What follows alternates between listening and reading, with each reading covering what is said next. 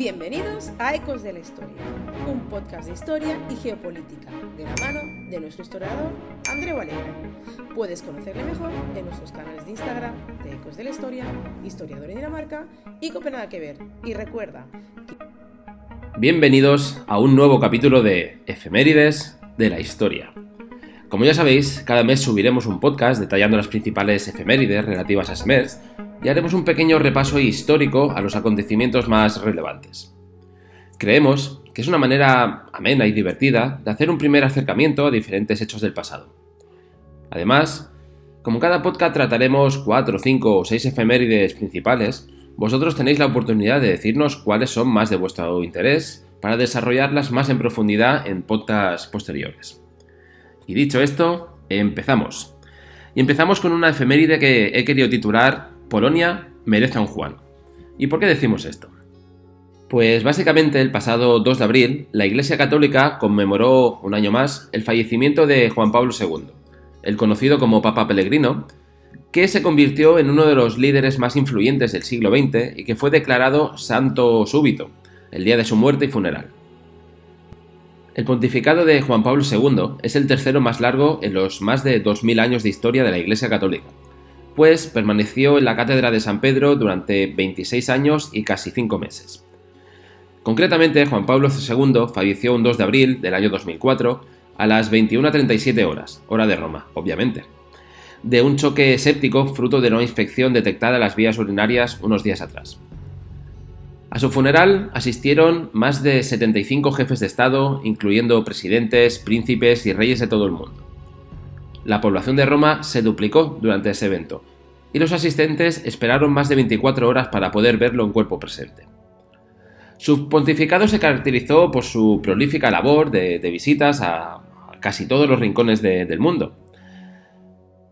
Pero fue un papa un poco, podríamos decir, lleno de contrastes. Juan Pablo II rigió la Iglesia con un severo conservadurismo, si lo queremos entender así, básicamente en todas sus políticas internas, pero a la vez impulsó hacia el exterior una enseñanza libertaria y progresista, sobre todo caracterizado en lo social. No solo para los trabajadores e intelectuales polacos se convirtió en un símbolo de la resistencia contra la opresión y el desprecio al ser humano. Bajo su mandato, el Vaticano se convirtió en un baluarte contra el régimen de opresión imperante por esos años en Varsovia. Al mismo tiempo, tendió puentes con el líder soviético, Mikhail Gorbachev, en un gesto de gran trascendencia a nivel histórico. Karol Wojtyła, que era el nombre real de Juan Pablo II, manejó a la perfección desde un comienzo las claves de la diplomacia al servicio de la paz. Su expresión más notable fueron los más de 100 viajes que realizó durante su pontificado. Disfrutaba de sus apariciones en televisión y sobre todo del contacto directo con la gente, que lo aclamaba con un fervor principalmente en todos aquellos países que visitaba del tercer mundo. Pero, como ya hemos dicho, fue un papa que bailó entre lo conservador y lo conciliador, si lo queremos llamar así. En Europa occidental, en cambio, el entusiasmo por su pontificado fue decayendo con el correr del tiempo. Su actitud intransigente ante las voces críticas dentro del catolicismo le valió perder algunas simpatías en esta parte del mundo. Lo mismo ocurrió con sus rígidas ideas acerca de la moral sexual, que provocaron desencanto y decepción en parte de la comunidad católica. Especialmente controvertido fue su categórico rechazo a los métodos anticonceptivos, que mantuvo hasta el último momento de su pontificado. Sus múltiples facetas nunca terminaron de sorprender. Fue un pontífice aferrado a una especie de fundamentalismo religioso que, sin embargo, buscó como ningún predecesor el acercamiento hacia el mundo del protestantismo. Juan Pablo II se convirtió en el primer papa en visitar una sinagoga y también una mezquita, iniciando en 1986 los encuentros ecuménicos de oración por la paz, en la ciudad de Asís. Y fue también quien puso el fin a los siglos de opresión entre el catolicismo y el judaísmo con un gesto político de muchísima trascendencia. A finales de 1993, el Vaticano reconoció diplomáticamente al Estado de Israel. En su ambivalencia, en verdad podemos decir que radica su grandeza y la polémica que rodeó todo su pontificado. Sin duda, es uno de los personajes claves para entender la historia de todo el siglo XX. La segunda efeméride de hoy he querido titularla Café para todos, o mejor dicho, como diríamos en España, está todo pagado. ¿Y por qué digo esto? Y es que vamos a hablar ahora del Plan Marshall. Un 3 de abril se conmemora la puesta en marcha de este plan, y el Plan Marshall podemos decir que fue un programa que Estados Unidos impulsó para ayudar a los países europeos a recuperarse de la destrucción provocada por la Segunda Guerra Mundial. Fue presentado en 1947 por el secretario de Estado, George Marshall, y aunque su nombre oficial era European Recovery Plan, Plan Europeo de Recuperación, pronto se le conocería por el apellido de este impulsor, el Plan Marshall. En virtud de este plan, Estados Unidos ofreció asistencia técnica y administrativa a los países europeos, así como 13.000 millones de dólares para reactivar sus economías. En un inicio, esta ayuda consistía en el envío de alimentos, combustible, maquinaria y más tarde en inversiones en industria y préstamos a bajo coste. Los dos países que más asignación recibieron fueron Reino Unido y Francia. Italia y Alemania también recibieron importantes ayudas, a pesar de que habían sido el enemigo, si lo queremos estipular así, de Estados Unidos durante la guerra. El Plan Marshall fue ideado por el gobierno del presidente Harry Truman y durante cuyo mandato empezó la Guerra Fría. Tras el final de la Segunda Guerra Mundial, Estados Unidos y la URSS empezaron a rivalizar por extender su influencia a nivel global. Truman lanzó la llamada Doctrina Truman, muy originales también con el tema de los nombres, que consistía en apoyar a los países de Europa Occidental para evitar la expansión soviética por el continente. La doctrina se inauguró en 1947, dando apoyo militar a Grecia y Turquía, dos países en los que la URSS trataba de influir de manera muy abierta y muy ferviente. Como parte de esta estrategia, el Plan Marshall pretendía apoyar la reconstrucción de los países europeos occidentales frente a la URSS. El plan tuvo resultados bastante satisfactorios. El Reino Unido, Francia o la República Federal Alemana ya habían reactivado e industrializado todas sus economías para periodos tan cercanos a la Segunda Guerra Mundial como podían ser 1951. Además, una vez se recuperaron, estos países se unieron al bloque capitalista y también a la OTAN, aliándose con Estados Unidos durante la Guerra Fría. La URSS reaccionó, estableciendo una esfera de influencia en el este del continente, restringida a las ayudas estadounidenses. La rivalidad entre ambas potencias comenzó en Alemania, como no podía haber sido de otra manera, ya que el país estaba dividido entre los vencedores tras la guerra. La mitad occidental del país, la República Federal Alemana, recibió ayudas económicas estadounidenses, mientras que la mitad oriental se convirtió en la República Democrática Alemana, permaneciendo en la órbita soviética. Pronto, esa división atravesó todo el viejo continente para imponer lo que Churchill definió como el telón de acero, la línea física e ideológica que separó el bloque capitalista del bloque comunista durante toda la Guerra Fría. Para nuestra tercera efeméride he querido llamarla El hierro también puede morir.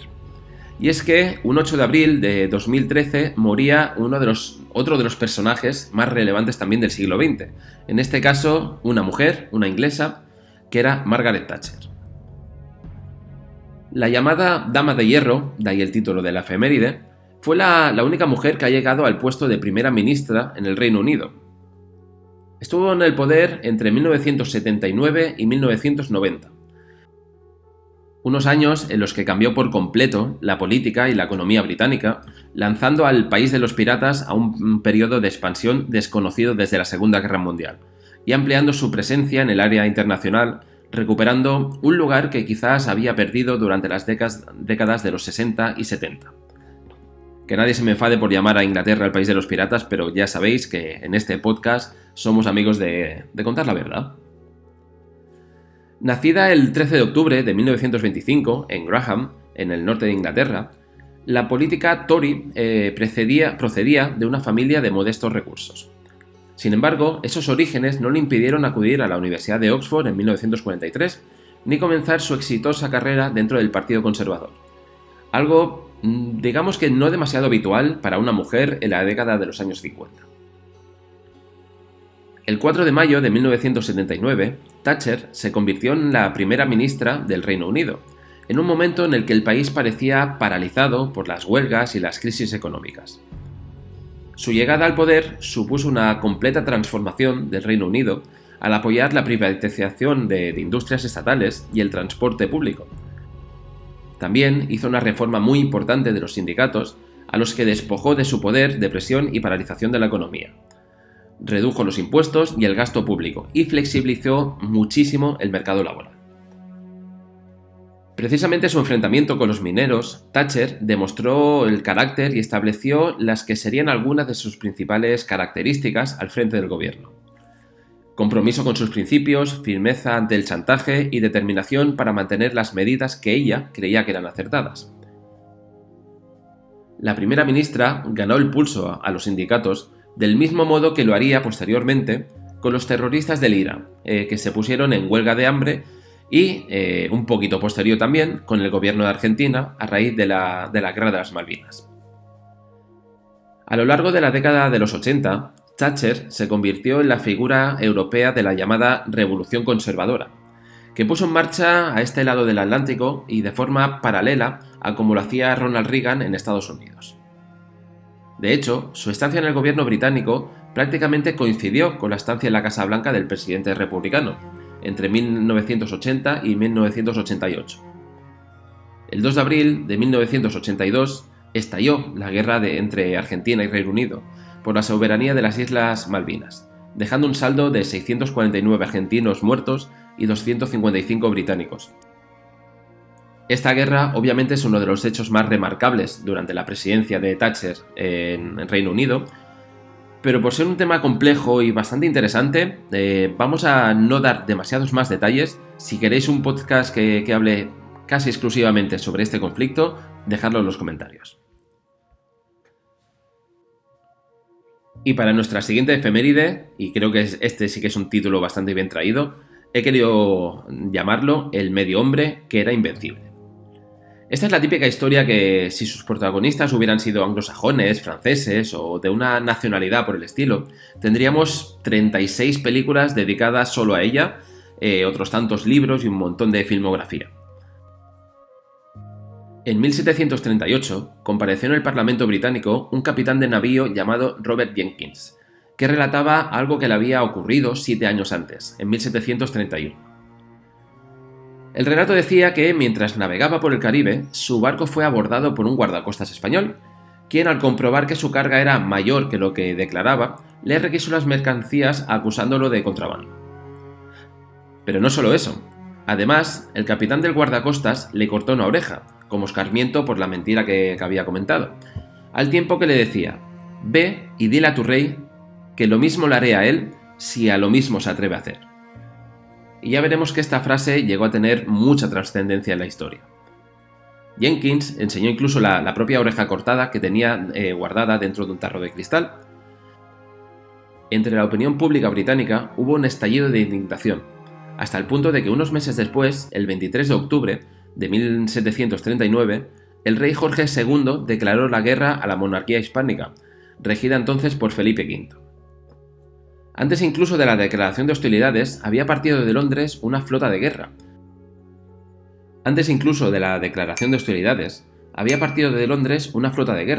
Al mando del almirante Edward Vernon. Nada nuevo por las islas, eso de empezar las hostilidades y la honorable deferencia de avisar a quien va a ser atacado. En Jamaica recibió refuerzos de las colonias británicas en Norteamérica, con lo que se formó una fuerza imponente de 27 navíos de línea, además de fragatas, cañoneras, bombardas y diferentes tipos de transporte. Nunca un contingente estuvo más completamente equipado y nunca tuvo la nación más razón para la esperanza en un éxito extraordinario, recordaba el escritor Tobias Smollett, que participó como cirujano en la expedición. El objetivo de Vernon era conquistar las principales plazas españolas en Cuba, Panamá y la actual Colombia, diciendo incluso: «Si Portobelo y Cartagena son tomadas», aseguraba el almirante, «los españoles lo habrán perdido todo». Portobelo cayó, y de hecho cayó casi sin presentar resistencia, lo que le valió a Vernon una recepción triunfal en Londres. Convertido en el hombre del momento, Vernon convenció a las autoridades de lanzar un gran ataque contra Cartagena de Indias. El plan consistía en tomar Cartagena en una operación relámpago antes de que llegaran las estaciones lluviosas y marchar luego hacia el Perú. Con ello, el rey británico Jorge II podía exigir la paz a Felipe V.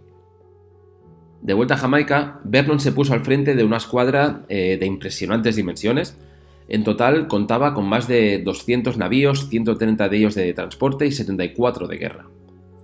Estos últimos portaban unos 2.000 cañones e iban a bordo más de 27.000 hombres, 16.000 marineros y artilleros y el resto de tropas destinadas a la invasión. La desproporción de fuerzas era absolutamente flagrante. Cartagena disponía únicamente de 6 navíos y de unos 3.000 hombres, incluidos 500 civiles y otros 500 indios cocoches.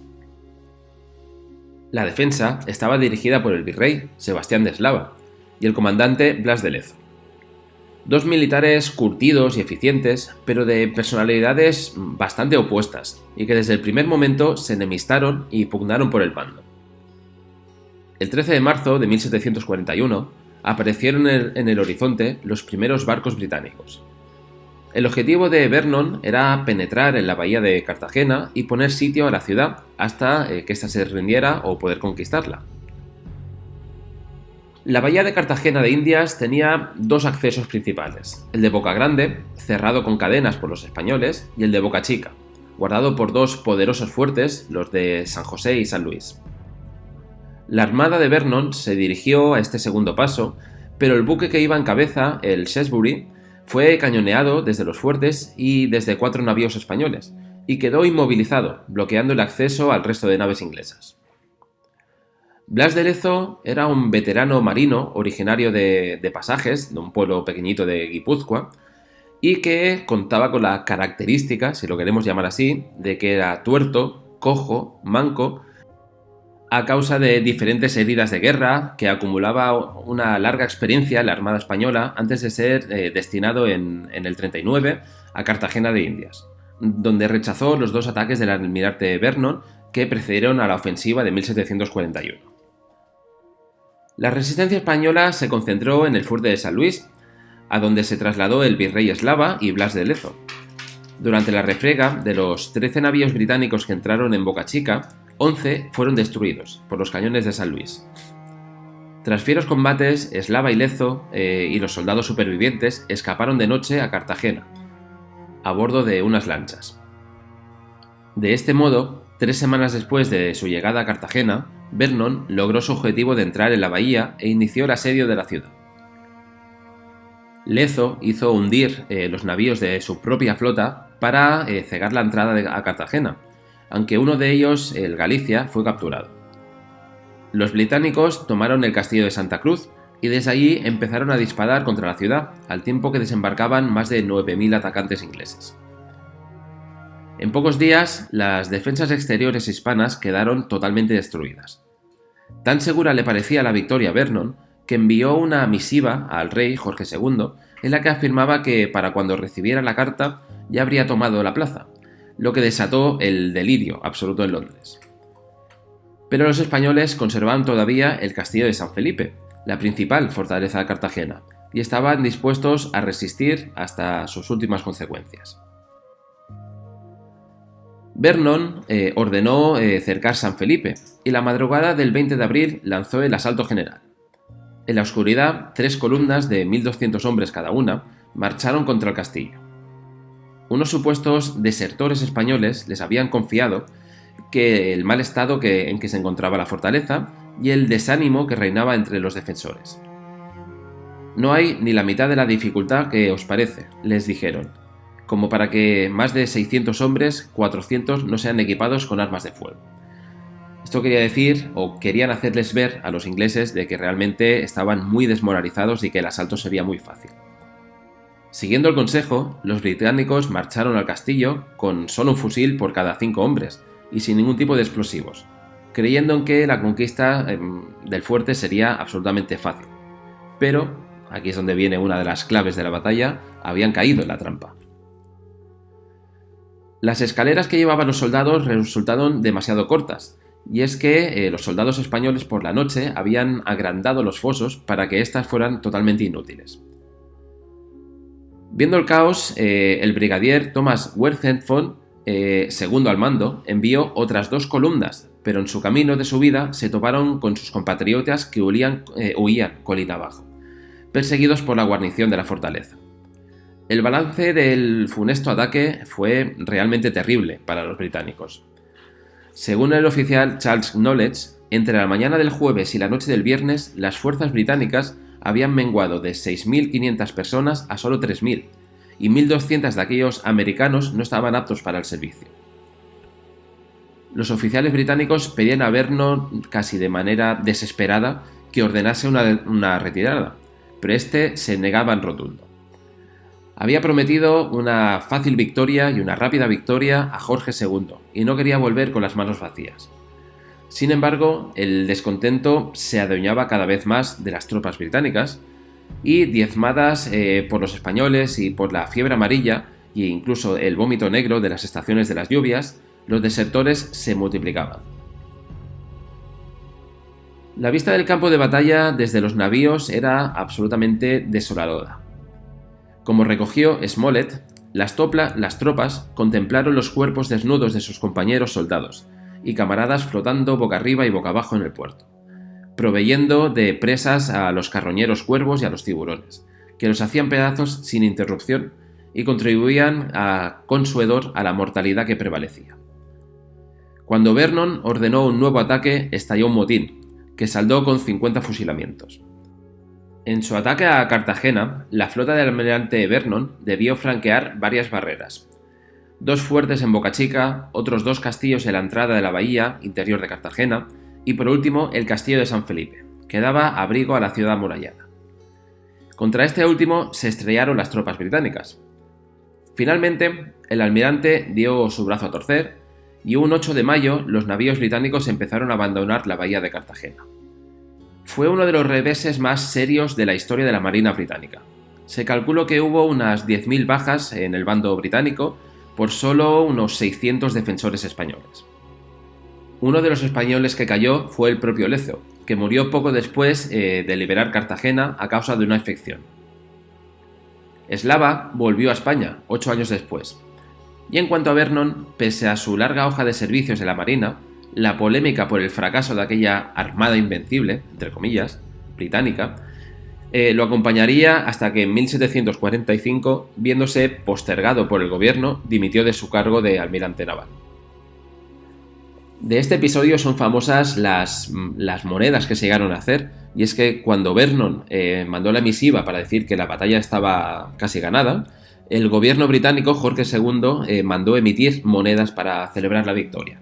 Y muchas de esas luego fueron prohibidas, básicamente porque estaban acuñando una victoria que no solo jamás se dio, sino que además es una de las mayores vergüenzas a nivel militar que tiene Inglaterra. Y para nuestro siguiente efeméride y última, esta la he querido titular como Los cuentos para los no niños. Y ahora veréis el porqué. Y es que un 2 de abril conmemoramos también el nacimiento de uno de los personajes más históricos y más conocidos de toda la historia de Dinamarca. Ya sabéis que me gusta hacer una última efeméride siempre con algo referente a este país. Y estamos hablando de precisamente Hans Christian Andersen. Este conocido escritor nació en Odense, en Dinamarca, un 2 de abril de 1805. Andersen es un escritor y poeta danés conocido mundialmente por sus cuentos, entre ellos El patito feo o El soldadito de plomo, La sirenita, sobre todo. Pero vemos que Andersen creció con una familia relativamente pobre y a la edad de 14 años decidió hacerse cantante de ópera. Era el sueño de su vida, por lo que se trasladó a Copenhague. La voz se ve que le falló a Andersen y no pudo ser cantante, o dicho de otra manera, cuando hizo las audiciones no consideraron que fuera lo suficientemente bueno. Pero ese viaje a Copenhague fue el comienzo de su vida artística. En 1827, Andersen empezó su carrera literaria con la publicación de su poema El niño moribundo en la revista literaria Københavns Friheds Post, la más prestigiosa del momento. Sus cuentos continuaron apareciendo hasta 1872 y Andersen en ese momento ya se convirtió en un viajero absolutamente empedernido. Él decía que viajar era vivir, y no voy a ser yo quien le quite la razón. Y decía, y ciertamente sus viajes, que constituyeron una importante fuente de inspiración para sus obras. Vamos a centrarnos en un viaje en concreto, que es el que nos interesa para esta efeméride, y es el viaje precisamente a España. Y es que en 1862 Andersen por fin realizó el largamente deseado viaje a tierras ibéricas. En su vida adulta, Andersen contaba frecuentemente la historia del encuentro que tuvo a los 3 años de edad con un soldado español perteneciente a las tropas de Napoleón durante las guerras napoleónicas, asentado en su ciudad natal, Odense. Él relataba muchas veces cómo un día un español me cogió en sus brazos y me dio a besar una medalla que llevaba sobre su pecho. Mi madre se enfadó por ello. Aquello olía a catolicismo por todos lados, decía. Pero para mí fue un momento especial, me gustaba aquella medalla. Yo pensaba que ese soldado quizás seguramente había dejado algún hijito en España. Estas son palabras textuales de Andersen, que salen en su obra. En su viaje por España, que comenzó en el otoño de 1862, Christian Andersen pasó por varias ciudades españolas, y en su libro Viajes por España expresa una innegable admiración por el país, a pesar de algunos momentos con un toque amargo quizás, y algunas pequeñas decepciones. Se enamoró especialmente de Andalucía, y sobre todo de Málaga, de la cual escribió: «En ninguna otra ciudad española he llegado a sentirme tan dichoso y tan a gusto como en Málaga. Un propio modo de vivir, la naturaleza, el mar abierto, todo cuanto para mí es vital e imprescindible lo hallé aquí. Y algo todavía más importante, el sol y la gente amable». Ya os puedo asegurar que, en caso personal, después de vivir 3 años aquí en Dinamarca, el hecho de que irte a un sitio, a una ciudad, y de que haya buena gente, buena comida y sobre todo un poquito de sol, es algo que no pasa desapercibido. Ya hasta aquí un nuevo episodio de Efemérides de la Historia. Os dejamos en la descripción el enlace de uno de los libros que hemos utilizado como biografía para este podcast, concretamente el que habla sobre la batalla de Blas de Lezo. Y una vez más recordaros lo de siempre. Si os ha gustado este podcast, no olvidéis suscribiros para no perderos ninguno de los que subiremos y dejarnos un comentario con vuestra opinión, vuestras sugerencias o cualquier cosa que queráis transmitirnos. Sin más, muchas gracias y hasta la próxima. Os dejamos una recomendación de un libro sobre el tema de este podcast en la descripción y en el primer comentario, junto con los canales Ecos de la Historia, Historiador en Dinamarca y Copenhague que ver, para que si te ha gustado este podcast lo compartas y así nos ayudes. Y recuerda, quien no conoce su pasado no puede entender su presente.